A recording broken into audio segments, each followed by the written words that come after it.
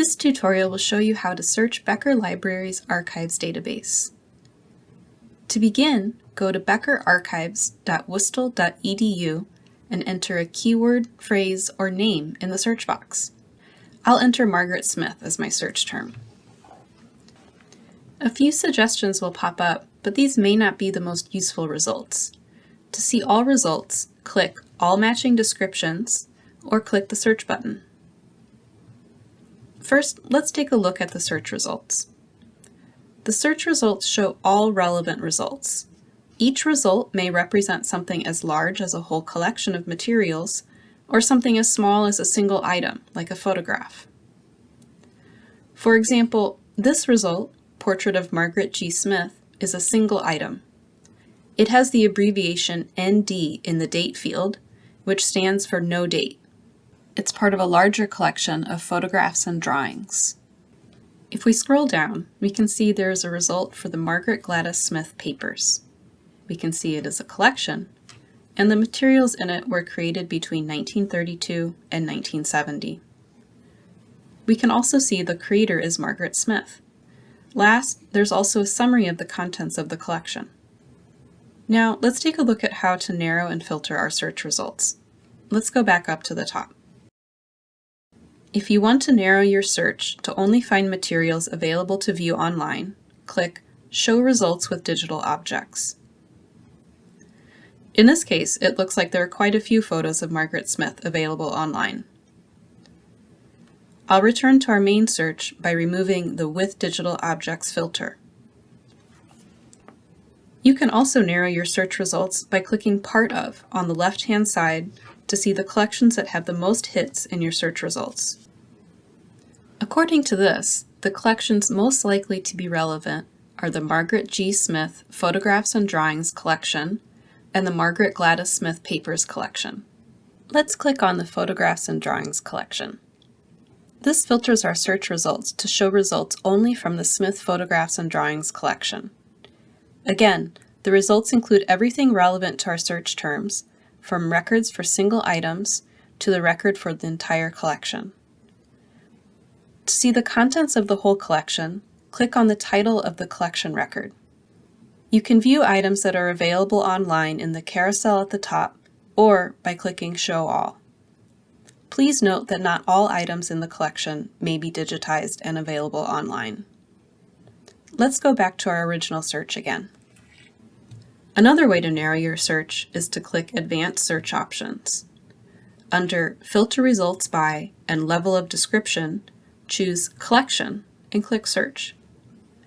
This filters your results to only show you collections where the term Margaret Smith appears in the title or description of records for an entire collection. In this case, these are likely to be either collections that were created by Margaret Smith or collections where she is the subject of the collection. This isn't always the case, however. The Cowdrey Edmund V. Jr. vertical file is included in these search results because Alice Cowdrey Smith and Margaret Ellen Cowdrey are mentioned in the biographical statement. So while the search found a record with Margaret and Smith in the description, it's not actually relevant to our search. We saw the Margaret Gladys Smith papers and Margaret G. Smith Photographs and Drawings collection earlier, but this search also shows the Smith Margaret G. vertical file. Vertical file collections include materials that have been collected by archive staff members about the subject and typically include records like CBs, news clippings, and other biographical materials. Now, let's take a closer look at the record for one of these collections. Let's look at the Margaret Gladys Smith papers. Clicking on the title takes us to the Archives Database record for the collection. The record includes the dates the materials in the collection were created and how large the collection is. It also includes information about the creator. Click the arrow button to see more.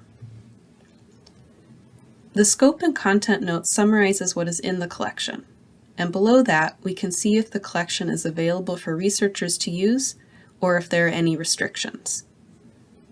If we scroll down, we can see if there are any related collections, called descriptions, held by the Becker Archives.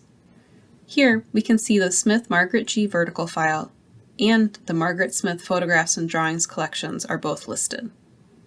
If we scroll up to the top, we can also see an inventory of the contents of the collection by clicking Show Collection Tree View. We see that the Smith Papers collection is separated into 7 series, or groupings of similar materials.